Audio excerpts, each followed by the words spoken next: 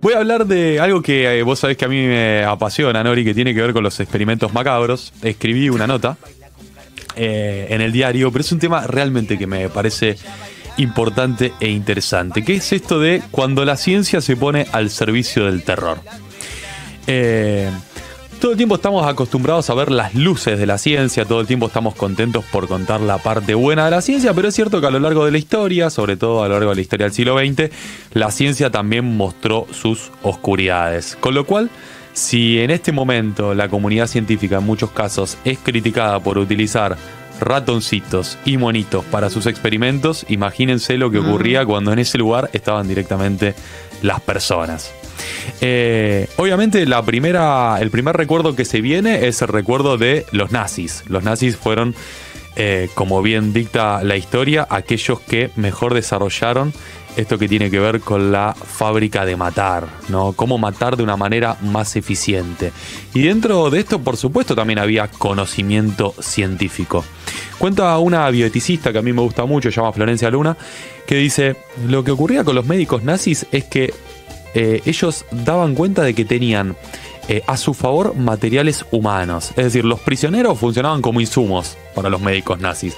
Hacían con ellos lo que dispusieran, los que quisieran.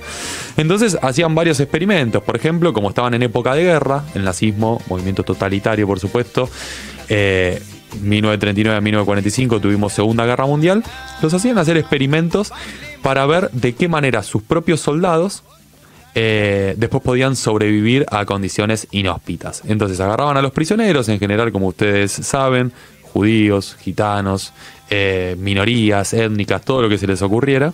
Entonces los obligaban, por ejemplo, a tomar agua de mar, para ver cuánto tiempo podían sobrevivir sin tomar agua dulce, porque en un contexto de guerra muchas veces los soldados no pueden acceder al agua dulce.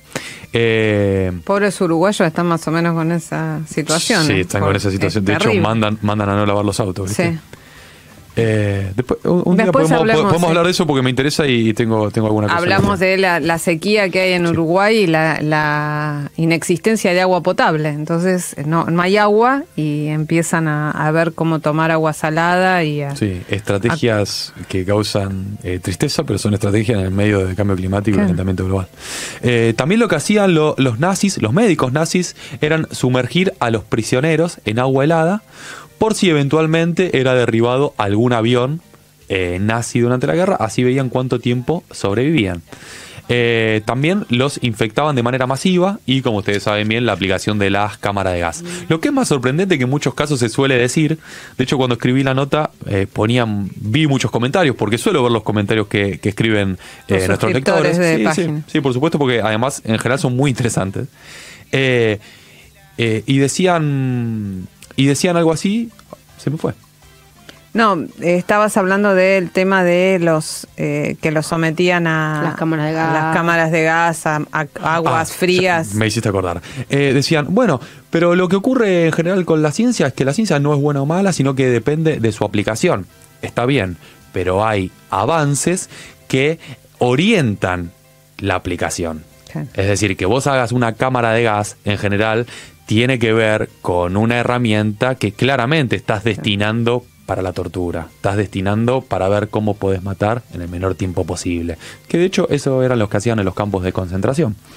Lo que dice Luna en su libro, Florencia Luna, repito, investigadora del CONICET, me pareció alucinante en el sentido de que muchas veces los propios médicos, los propios científicos nazis, eran mucho más vehementes que los propios oficiales.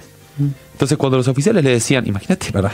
Cuando los oficiales le decían, bueno, listo, ya está, paremos con esto, los científicos iban por más, ¿no? Bueno, ahí tenés, y Florencia Luna es especialista en eso, ¿no? Pero el límite ético de la posibilidad del pensamiento, ¿no? Y de la inteligencia humana, porque puede derivar derivó en esto, en la sofisticación para matar del nazismo, y sigue derivando, porque las armas que se desarrollan, la sofisticación de los gases y es eso, son producto del avance científico, seguro, pero con fines absolutamente repudiables. Además, en los tiempos de guerra, vos sabés, Nori, que son los momentos, son los contextos, son los escenarios en que más avanza la ciencia.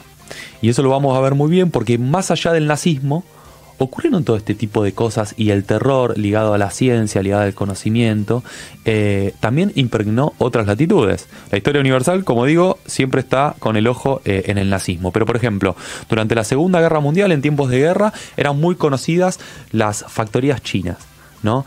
La ocupación japonesa de China durante esa época, 1937-1945, lo que hacían básicamente había un escuadrón que llamaba Escuadrón 731, que pertenecía a un laboratorio muy encumbrado de Japón durante ese momento, y lo que hacían era hacer vivisecciones. Viste que las disecciones tienen que ver con cortar, hacer cortes quirúrgicos, inspeccionar, explorar cuerpos ya muertos. Las vivisecciones, te imaginarás que son cuerpos vivos. Claro, con esa lógica hicieron vivisecciones los japoneses en miles y miles de cuerpos de prisioneros chinos, coreanos y mongoles. También, sin duda, que quizás despierta menos repudio de manera inmediata, pero fue algo que a nivel masivo fue muchísimo más grande, que tuvo que ver, obviamente, con las bombas nucleares, ¿no? El investigador más fuerte durante el siglo XX, que le pelea palmo a palmo con el célebre Albert Einstein, es Robert Oppenheimer. Robert Oppenheimer en aquel momento, de hecho, era, si no el más científico, si no el más afamado, estaba ahí. Bueno, el tipo aplicó los últimos conocimientos que tenía en fisión nuclear para diseñar las bombas nucleares desde el laboratorio de Los Álamos en el sur de Estados Unidos, que acabó con aproximadamente 250.000 vidas en la isla japonesa, en las ciudades de Hiroshima y Nagasaki. Y después lo más problemático son los tiempos de paz, porque estamos hablando de tiempos de excepción, que son injustificables, por supuesto, pero por lo menos había un tiempo de excepción, había guerra, muchas veces se justifica de ese lado. En tiempos de paz, Estados Unidos hizo cosas muy dramáticas que son menos conocidas. Hay un experimento que se llama Experimento Tuskegee, que lleva el nombre de una ciudad de Estados Unidos, que es la ciudad de Alabama, que se prolongó desde 1932 a 1972. Esa época, esos 40 años, es la época dorada de la investigación científica en Estados Unidos, por ende, en buena parte del mundo. Y directamente el Servicio de Salud Pública de Estados Unidos es lo mismo que hoy lo hiciera el Ministerio de Ciencia de Argentina o el Ministerio de Salud de Argentina en colaboración. El Servicio de Salud Pública de Estados Unidos investigó durante 40 años a 600 afrodescendientes de esta ciudad de Alabama, y lo que veían era cómo progresaba la sífilis, enfermedad de transmisión sexual. Entonces, claro, ¿para qué? Para desarrollar algún fármaco que pudiera combatir esta sífilis. Lo más macabro no es que solo, ya es macabro el hecho de que seleccionaron solo afrodescendientes, sí, ¿no? Digámoslo así, afrodescendientes y analfabetos además. Lo más macabro es que a principios de la década de los 50 ya existía la penicilina. La penicilina ya servía para combatir la sífilis. Con tal de que el experimento siguiera, mantenían una cerrazón, es decir, por todos los medios lo que intentaban hacer era tratar de evitar de que la gente que participaba de los experimentos no se enterara que existía la penicilina, para seguir infectándolos, para seguir teniendo sífilis, para que ellos pudieran ver en tiempo real cómo avanza a lo largo de las décadas la enfermedad en determinadas personas. A comienzos de los 60, en Estados Unidos también, el Hospital Judío de Enfermedades Crónicas, 1960 estamos diciendo, ¿no? Ya no había guerra, ya no había nada para decir. Hospital Judío de Enfermedades Crónicas, se le inoculaba células vivas de cáncer a cientos de pacientes con un consentimiento informado bastante engañoso. No se les decía bajo ningún punto de vista que eran células de cáncer. Se les decían, así es la frase, no lo estoy inventando ni estoy textual, te vamos a inocular algunas células para hacer un experimento. Y la gente, que en muchos casos ya estaba en fases terminales o no tanto, recibían esas células de cáncer y claro, si a vos te infectan con células vivas de cáncer, tenés cáncer, ¿sí? 1967, Willowbrook State School era una escuela para niños y niñas con discapacidades, ¿sí? Y escuchá esto, pues, es tremendo. 1967. Las autoridades de esta escuela le daban el ingreso a a las familias con los chicos con alguna discapacidad mental, solo se aceptaban infectarse con hepatitis. ¿Cuál es la excusa? Me estás siguiendo, ¿no? Te dejamos que tu niño... Estamos perplejos. Exactamente, ese es el adjetivo. Estamos hablando de 1967 en el país de la libertad, en el país de los derechos, en el país que todo el tiempo... El país del marketing. El país del marketing. Es eso, por eso pensamos todo eso de Estados Unidos. Es terror puro, ¿no? Te dejamos que tu hijo ingrese, que obviamente en 1967, imagínate que no había muchos colegios para chicos con discapacidades, pero sí lo infectamos y se enrola y participa de un estudio con hepatitis, ¿no? Entonces te infectamos el pibe con hepatitis, pero ingresa. Las familias, por supuesto, aceptaban porque pensaban que sus chicos eran sanos y que no iban a tener otras posibilidades de poder escolarizarlos. Hay que ser perverso, porque realmente... Hay que ser perverso. Y ahora me voy acercando, lo que es más preocupante, a nuestro tiempo. Y me voy acercando a Latinoamérica. Puerto Rico y México. ¿Vos te acordás? México, el desarrollo de la píldora anticonceptiva.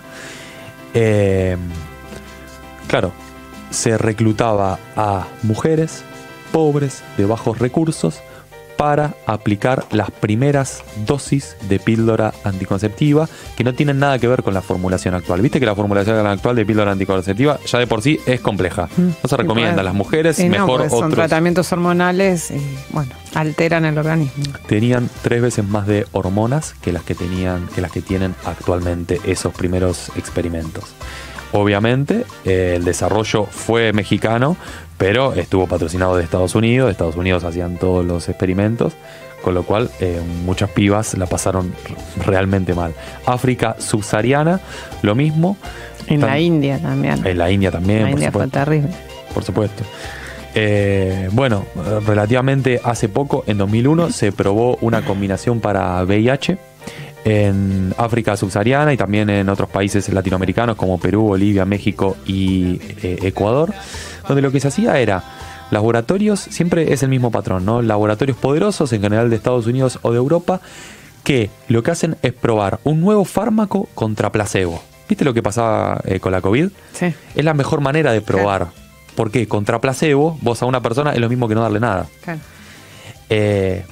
Pero, ¿qué pasa? Está mal éticamente si ya existe un fármaco que quizás no es tan eficaz como el que vos estás probando, si ya está disponible. Entonces, los mismos estudios que en Europa o en Estados Unidos se hacían contra un fármaco, en Latinoamérica y los países pobres se hacen contra placebo. ¿Por qué se hacen contra placebo? Porque los resultados son más rotundos, son más contundentes y los ensayos se terminan más rápido, entonces los laboratorios pierden menos plata, ¿no? Entonces, pero eso en Latinoamérica, en Europa no. No, en Europa no, por supuesto que no. Es una jugada muy similar a la que buscaba hacerse en un principio con coronavirus. Con coronavirus se quería, viste que en un momento se hablaba de infectar a la población joven que estuviera bien de salud, para ver cuáles eran las características de ese virus. Y claramente las poblaciones que se iban a infectar, que se hablaba en un primer momento y después la Organización Mundial de la Salud puso como un freno, puso paño frío y dijo no se va a hacer esto. Pero se hablaba de Latinoamérica, ¿no? Las primeras pruebas que hizo Pfizer en el mundo las hizo Argentina, ¿no? Entonces digo, más allá de los contextos de crisis como puede ser una pandemia o puede ser una guerra, hay que tener en cuenta todo este tipo de cosas. Siguen ocurriendo este tipo de cosas, se siguen buscando poblaciones pobres, sin recursos, sin ninguna posibilidad para probar fármacos, para probar vacunas, para probar todo tipo de drogas que ayuden a la mayoría. Ahora, no podemos todo el tiempo, por el fin, justificar los medios. Y no podemos ser todo el tiempo los latinoamericanos y las poblaciones pobres ser conejillos de indias de los laboratorios del primer mundo. Entonces, tuvieron los nazis, pero también estuvieron estos gobiernos democráticos que se autoproclaman todo el tiempo en favor de los derechos humanos, pero no hacen nada por los derechos humanos.